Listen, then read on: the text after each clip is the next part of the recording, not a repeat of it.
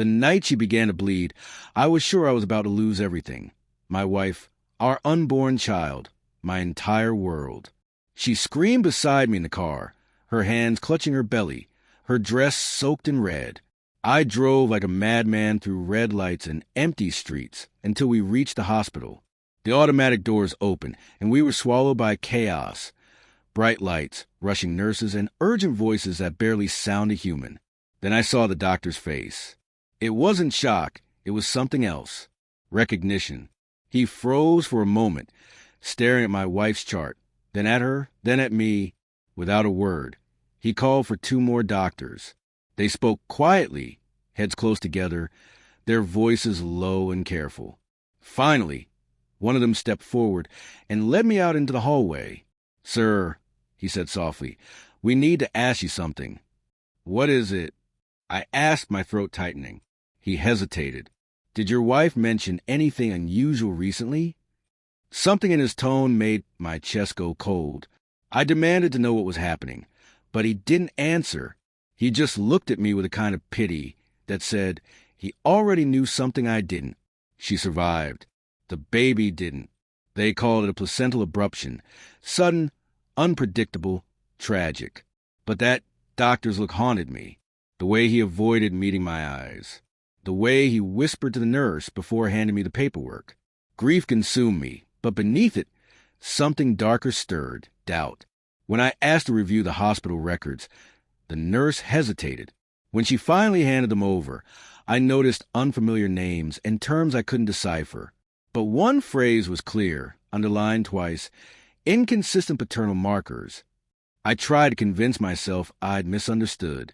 Maybe it was medical jargon or a clerical error. But deep down, I already knew.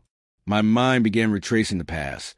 The late nights at work, the sudden trips, the new password on her phone, the way she avoided me those last few months. It all began to make sense in the ugliest way possible. People don't question a man who's mourning. They leave him alone. So I used that quiet to search for the truth. I requested every lab result, every report. I told the hospital clerk I just wanted to understand what happened. She believed me and handed over the files. Then I arranged for a private DNA test. I used samples from her things, and the hospital still had tissue from the baby. While I waited, I watched her. She cried often, but her grief felt practiced, like she knew how she was supposed to act, not how she truly felt. Guilt has a rhythm. Once you've seen it, you recognize it. One night, her phone buzzed while she was showering. A message popped up from someone saved as M. It read, "You can't ignore me forever. We need to talk." I didn't confront her. I waited. The next day, she said she was going to the cemetery. She didn't take her phone or any flowers. When she came home, she smelled faintly a cologne that wasn't mine. The DNA results arrived a few days later. I didn't open them right away. I just sat at the kitchen table, drinking cold coffee, staring out the window. When I finally tore the envelope open, the words were simple, scientific, detached. Probability of paternity, 0%.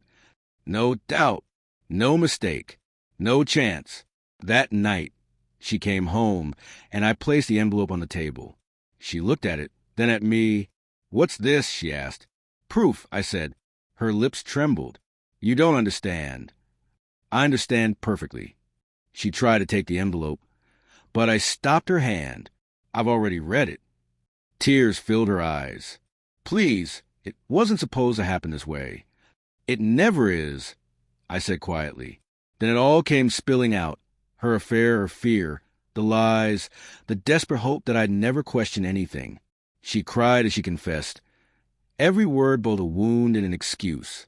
Her tears weren't for me. They were for the world she'd ruined herself.